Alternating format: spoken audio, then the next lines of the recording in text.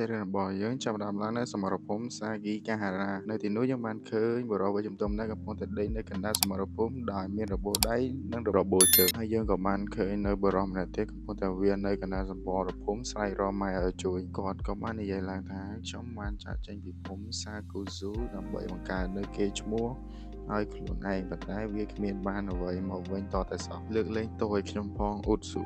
ពេលនោះស្រាប់តែមានលំពែងមួយចាក់មកប៊ីត្រូវដៃរបស់គាត់ហើយវាគ្មាននរណាឆ្ងាយទេវាគឺជាតួឯកប្រុសរបស់យើងនឹងហើយហើយតួឯកប្រុសរបស់យើងក៏បានហៅឈ្មោះបរិសម្នាក់នោះនឹងថាម៉ាតាហាឈីចឹងវាធ្វើឲ្យយើងដឹងថាបរិសម្នាក់នោះគឺឈ្មោះម៉ាតាហាឈីពេលនោះម៉ាតាហាឈីបានងើបឡើង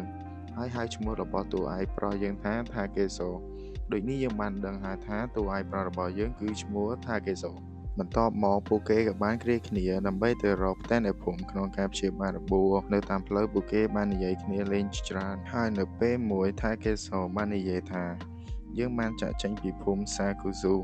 ដើម្បីបង្កើតកេរ្តិ៍ឈ្មោះរបស់ពួកយើងប្រហែលជាយើងអាចនឹងត្រូវសម្លាប់មេតបសត្រូវមួយឬមួយក៏ពីរដើម្បីមានកេរ្តិ៍ឈ្មោះតែពេលនោះម៉ាតាហាឈីបាននិយាយឡើងថាណាហើយបំភ្លេចចោលទៅយើងបានត្រឹមតែកាត់ស្មៅធ្វើផ្លូវប៉ុណ្ណោះហើយម៉ាតាហាឈីក៏បាននិយាយឡើងទៀតថាកេសូប្រសិនបើខ្ញុំស្លាប់ខ្ញុំចង់ឲ្យឯងជួយមើលថែអ៊ូតស៊ូតែនិយាយមិនទាន់ចប់ផងក៏មានដាវមួយមកភ្ជង់កម៉ាតាហាឈីតែម៉ាតាហាឈីគិតថាវាគ្រាន់តែជាការប្រេងរបស់ថាកេសូប៉ុណ្ណោះ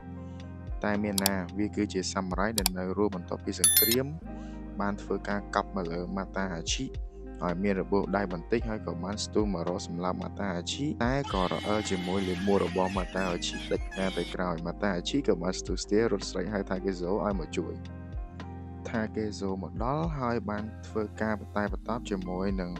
សាមរ៉ាយម្នាក់នោះហើយក៏បានយកក្បាលបុកជាមួយនឹងសាមរ៉ាយម្នាក់នោះបន្ទាប់មកក៏បានរុញបុរសម្នាក់នោះបុកជាមួយនឹងដើមឈើបែកក្បាលស្លាប់ភ្លាមទៅបើកលុយមុនគេបន្ទាប់មកថាកេសូបានក្រឡេកឃើញសាមរ៉ាយម្នាក់ទៀតសាមរ៉ាយនោះគ្រាន់តែឃើញថាកេសូកាន់ដុំថ្មមួយយ៉ាងធំមានអាការៈភ័យស្លន់ស្លោឈរលេងត្រង់ហើយថាកេសូក៏មិនទុកយូរទេក៏បានយកដុំថ្មដ៏ធំនោះគប់ទៅលើសាមរ៉ាយម្នាក់ទៀតដែលមានបំណង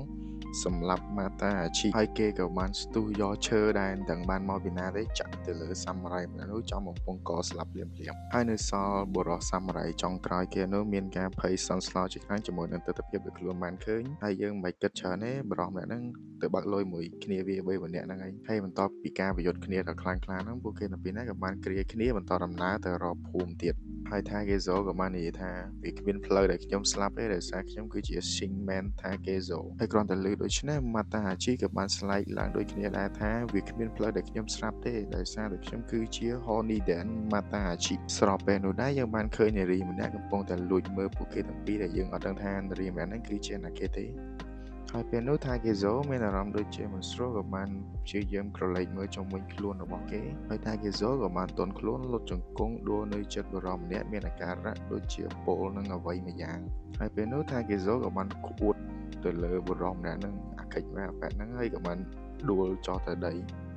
ហើយនារីម្នាក់ដែលបានលួចមើលពួកគេទាំងពីរហ្នឹងក៏បានដើរមករកថាកេសូហើយសាច់រឿង Vagabond Chapter ទី1របស់យើងក៏បានដល់ទីបញ្ចប់នៅត្រង់នេះហើយអរគុណអ្នកទាំងអស់គ្នាមែនទែនដែលបានទស្សនានៃការសម្រាយសាច់រឿងរបស់ខ្ញុំហើយដោយសារតែវាជាវីដេអូដំបូងរបស់ខ្ញុំចឹងបើសិនជាមានកន្លែងណាអត់ល្អអ្នកទាំងអស់គ្នាអាច comment ប្រាប់ខ្ញុំនៅខាងក្រោមខ្ញុំធ្វើការកែលម្អចុងក្រោយអ្នកទាំងអស់គ្នាកុំភ្លេចជួយ Subscribe និង Like នៅ Channel របស់ខ្ញុំដើម្បីទទួលបាននៅសាច់រឿង Chapter បន្តទៀតអរគុណ